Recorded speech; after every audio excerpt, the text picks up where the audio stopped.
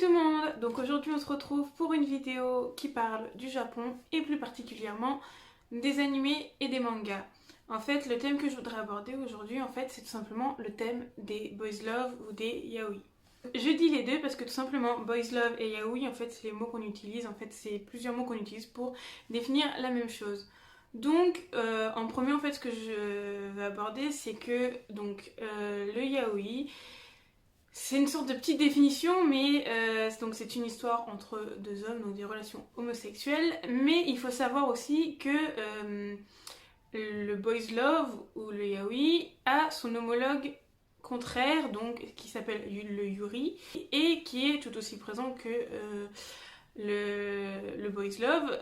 Et donc le yuri, justement, ce sont des relations entre femmes. À savoir que ces deux catégories-là, on les met dans des cases à peu près d'audimat. Par exemple, les yaoi boys love vont être pour un public plutôt féminin, alors que le yuri va être pour un public plutôt masculin. Voilà, les histoires homosexuelles attirent l'autre genre. Voilà, c'est ce que j'ai pu retenir en lisant plusieurs choses. Et moi-même, étant une femme, le boys love m'attire plus que le yuri.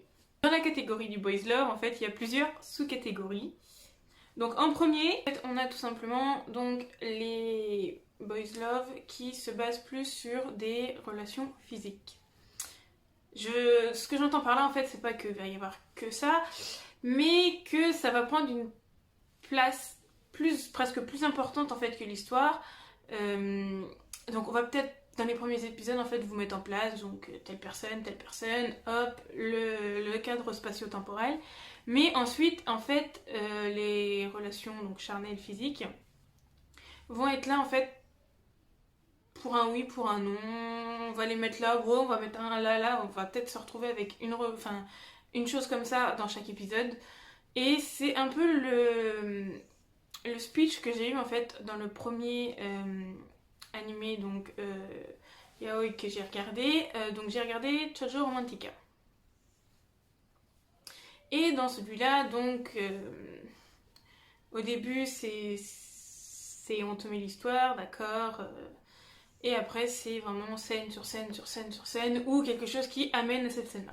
À ce moment-là, l'histoire n'a plus aucune importance, ou vraiment, on te la remet à la fin pour conclure le machin. Le deuxième cas des boys love, c'est tout simplement, donc là, je vais parler des mangas papier, qui sont pour un public averti. J'en ai ici, voilà, et logiquement, voilà, c'est écrit sur le focus va pas se faire, mais c'est écrit pour public averti, ou même il est écrit aussi ici. Je sais pas si le focus va se faire. Voilà, donc pour public averti. Et donc dans ce genre de manga là, on va avoir des scènes de nudité ou des scènes très très explicites. Et donc du coup voilà, c'est à partir d'un certain âge, je pense que ça doit être 18 plus ou 16 plus, je ne sais pas, j'ai pas vraiment regardé sur internet, mais donc du coup il y a l'avertissement sur que ce n'est pas pour les enfants, voilà. Et donc dans ces histoires là, malgré le fait qu'il y ait des scènes détaillées ou de la nudité, on voit tout quoi, et ben je trouve que les scènes physiques sont moins présentes et laisse plus de place à l'histoire. Dans l'histoire, on suit l'histoire dans son cours, et donc la scène va être là soit dans le but comme une sorte de palier d'avancer dans l'histoire, ou où il va y en avoir très peu. Donc moi j'ai deux cas deux mangas que j'ai lus, un que j'ai là et un que j'ai lu sur internet.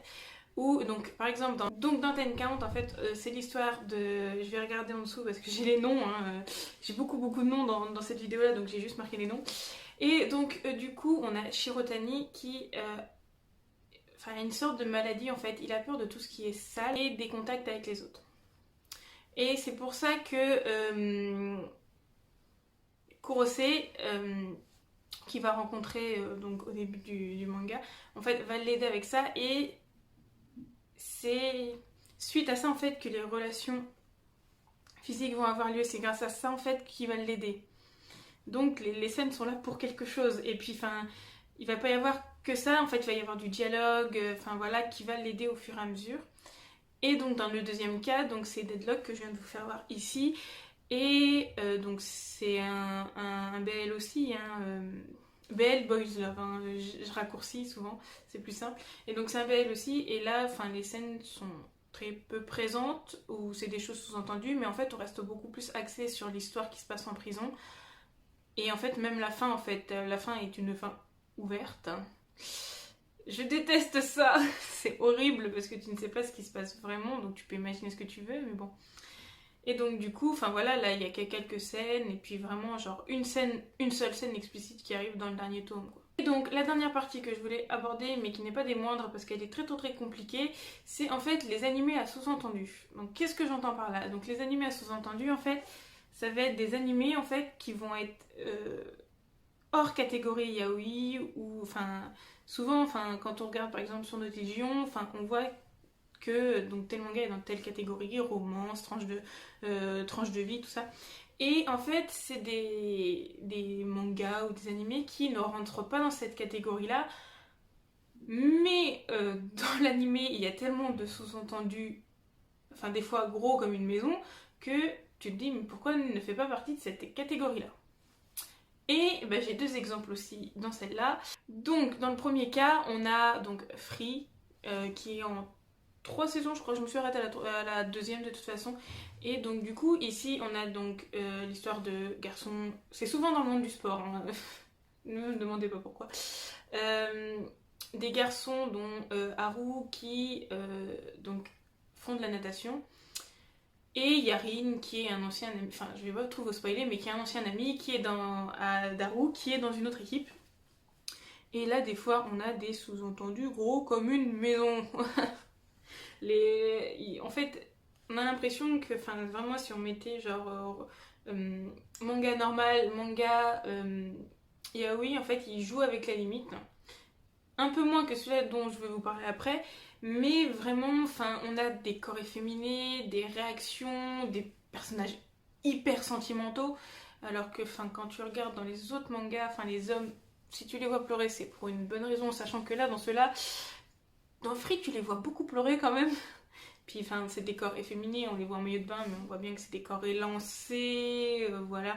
Il va y avoir du muscle, mais ça va beaucoup plus être des corps beaucoup plus fins, voilà.